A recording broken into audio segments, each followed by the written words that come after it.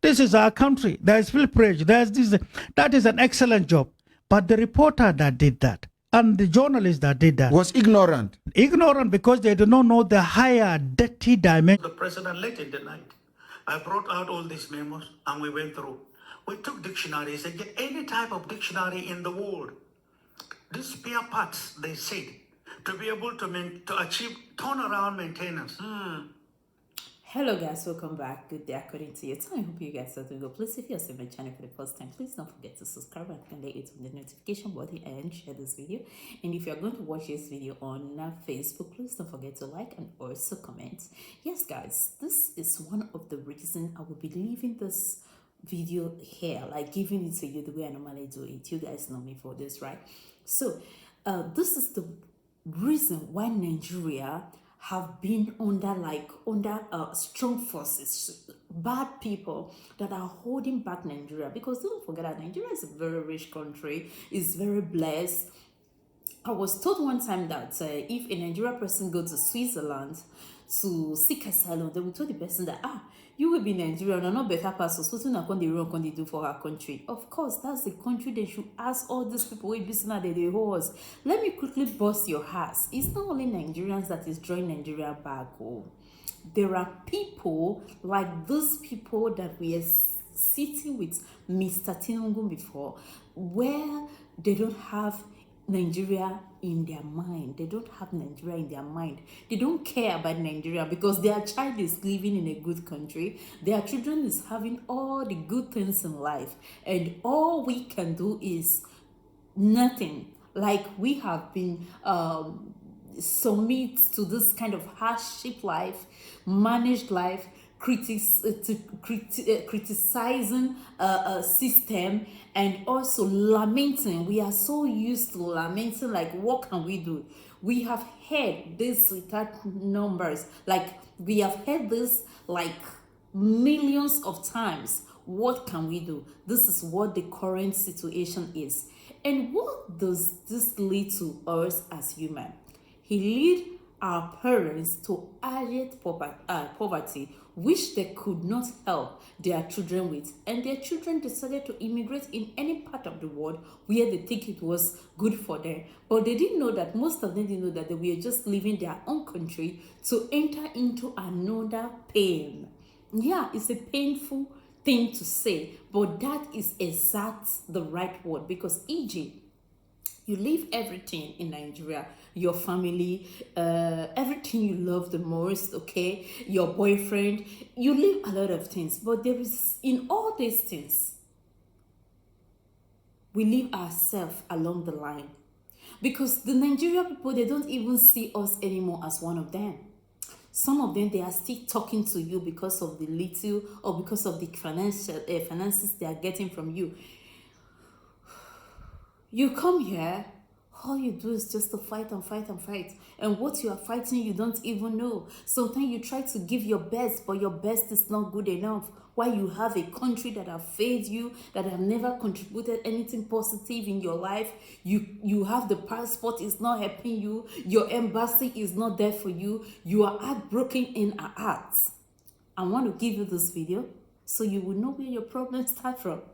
Your problem didn't just start in 2019, in 2019, in 2020. No, your problem started even before you were born, some of us. So take a look, then you will understand why I'm talking this way. Because me, Nigeria, it confused me, die. Because sometimes I will just sit down and I will ask questions. No answer. It confused me, die.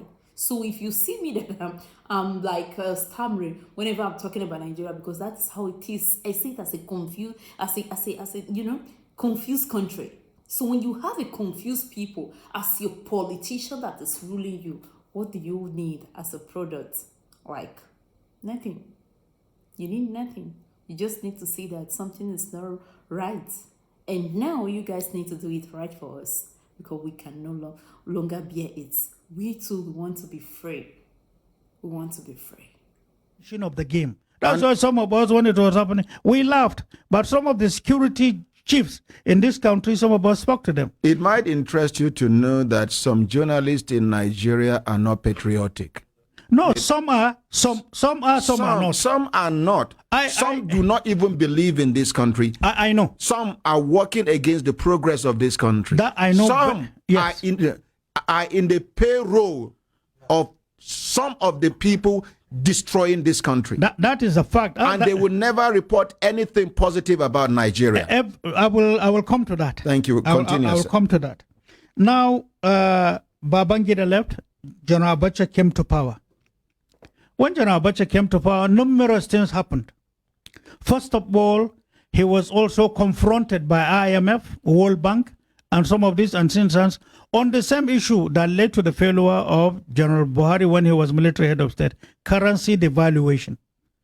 General Abacha now fought to say, instead of that, we shall establish economic council that is strong and big enough, and we will comply based on practicality. Naira was tagged, everybody knew, to 82 in black market, 22 in official rate. That was the first time Abacha shot himself on the foot. The second, Abacha now didn't stop there. He said, there are opportunities open for us to create LNG for Nigeria and for Africa. Liquefied a source, natural. Correct. A source for us to fall back to as a rich country that is blessed. Abacha shot himself, number 3. Second, Abacha had an option to allow all the refineries to die. So there will be importing oil. Abacha refused. It was in this process, I will tell you something here, that is my own experience. One of the GMDs ran to me in the night and said, and I quote, my life is in danger. The memo was submitted GMD of NNPC. GMD of one of the, no, MD of one of the refineries. He came to me. He later became GMD. He talked to. He said I should save him. What? He said there are some certain forces from the Ministry of Petroleum and NNPC itself that have submitted memo to the president. He said everything in that memo, all the hundreds of millions of dollars are lies. How? He now come to tell me. He said, don't you see, go take the memos and take a look at them. We opened the office of the president late in the night. I brought out all these memos and we went through. We took dictionaries and get any type of dictionary in the world. These spare parts, they said, to be able to achieve turnaround maintenance. Look at this word. I saw a word I cannot pronounce. But the amount of money per unit, per hundreds of units required to be able to do turnaround maintenance was scary. He said, pronounce these numbers. Okay, let's look for it in dictionary. Anything. Okay, let's look at petrochemical dictionary. Began to resort to call people no meaning. Fabricated words. They fabricate what they do. If, for example, television, the word television is in dictionary. Before the word T, they will add some figures and some name and some letters. In between television, they will add some more. At the end, they will add some more. How do you pronounce it? That is the way it is. Now you see allocated to that. Say per unit, for example, $50,000 times 3,000. In the meantime, it's nothing. It's just a game. So at the end of the day, you see, to be able to do turnaround maintenance, the colossal amount of money is too huge. And it's even enough to build fresh refineries. Even medium refineries at the end of the day. And then the moment you do turnaround maintenance, you will be settled with the word sabotage. Is no longer functioning. Brain box, brain this. At the end of the day. So presidents over presidents and presidents, they have not spoken. But I know numerous presidents of Nigeria have had these colossal problems. It was a game. Just for you not to produce. You have oil, you can't manage. It's stage managed. Nigerians are used as agents, and then they retarded Nigeria. In every inch, they were making money. These were type of games. This happened with me.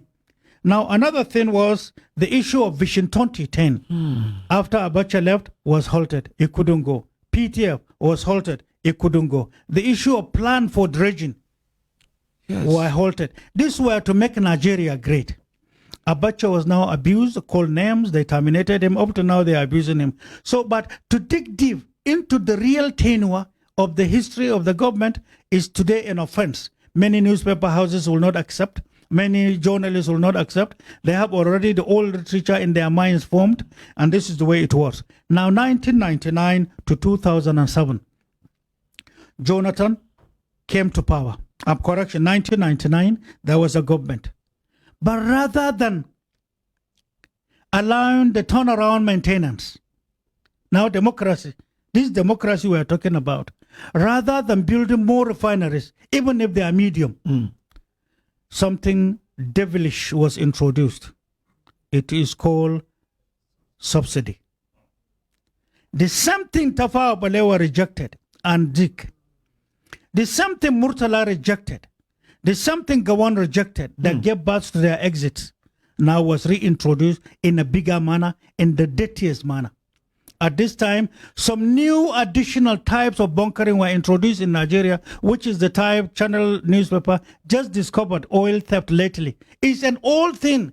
There are too many in thousands and thousands in your onshore, offshore locations where you have your riches. Nigerians are far away from knowing this. So that came to the fore. The subsidy continued till this moment. And then refineries were stopped from working. But importation was the order. Now this continued until President Jonathan came. President Jonathan came and Okonjo-Iweala took it upon herself, knowing the colossal of money being spent as Minister of Finance, out of patriotism, out of love of Nigeria, knowing the resources we have. She stood her ground. What happened to her? Her parents harassed, her mother kidnapped. She had to keep quiet. Subsidy had to continue. All the rallies we have had on subsidy, the elites involved are taking money to get it promoted. And nobody could stop it.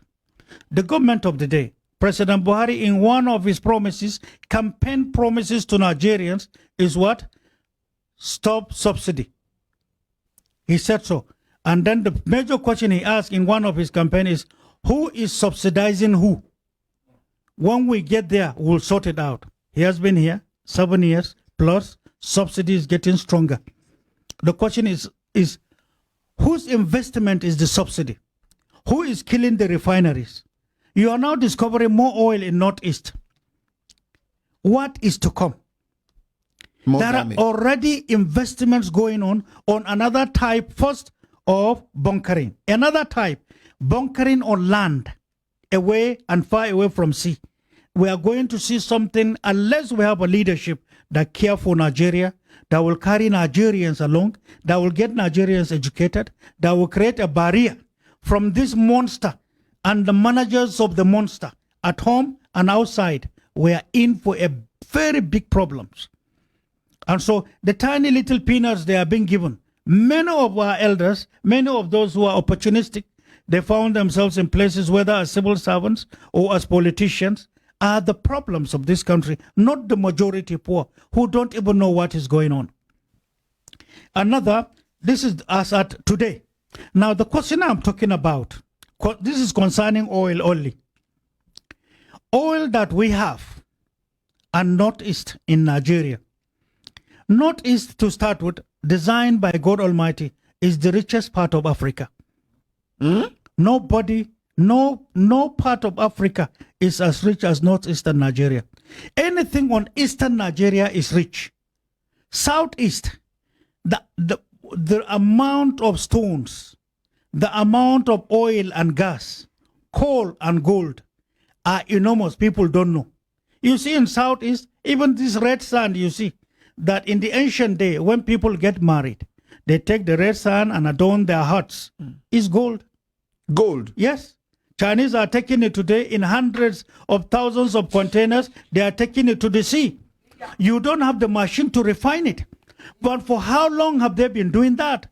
And at any time you ask, they say, no, we are taking your son to prepare fertilizer for you. And then immigration, custom, and police every day. That's why custom, if they are to talk to at the departure point, in all our seaports, Port Harcourt, Calabar, Warri, Tinkan Island, Apapa Port, ask custom. All these things they are taking out. What excuses were they given? If these things are real, they are going making fertilizer for Nigeria's usage. How much are they paying you to take it out? What stops us from producing our own fertilizer in Nigeria? I'm coming to talk to you on even fertilizer and the game being played against us. So, Fertilizer alone is another heavy, serious, dangerous matter. This is going on. Unabated, hundreds of billions of dollars are being made. This country is rich as it is, becoming impoverished every day. I give you an example before I go into agriculture, fertilizer. The budget 2022 is a budget of deficit. No leader can look at it and go by the yardstick of management of economy of any country to say the provisions in that budget is what you will use, and then there will be succor for Nigerians when 2024 comes. It will be a big problem to manage 2023 with that budget. There will be a lot of social problems. That's why we, on our own and out of patriotism, are now decided to look at Nigeria from outside, from electronic means openings. Nobody gave us one kobo. But there are foreigners who care for Nigeria. There are institutions who care for Nigeria around the world. They receive us. We have data. you have data. We have data. If you give me opportunity, I know how to create hundreds of billions for Nigeria with ease. And if we are settled as commander-in-chief, I guarantee you, mark this statement, record this, and air it to everybody. Tell them, I say I know how to create trillions, 2.7 trillion per annum using what God has given us, using international market, minus the unseen hand that have been destroying us since 1956. There is a game. God didn't consult any of us to say, I'm creating you a Nigerian. God didn't consult us to say, I have given you these resources. He subjected us to come as Nigerians to face trial. Trial to know who we are, where we are, and what to do with it. How come we are rich, we don't care for ourselves? How come the poorest poor are being regarded and counted with us as Nigerians? How come we be this rich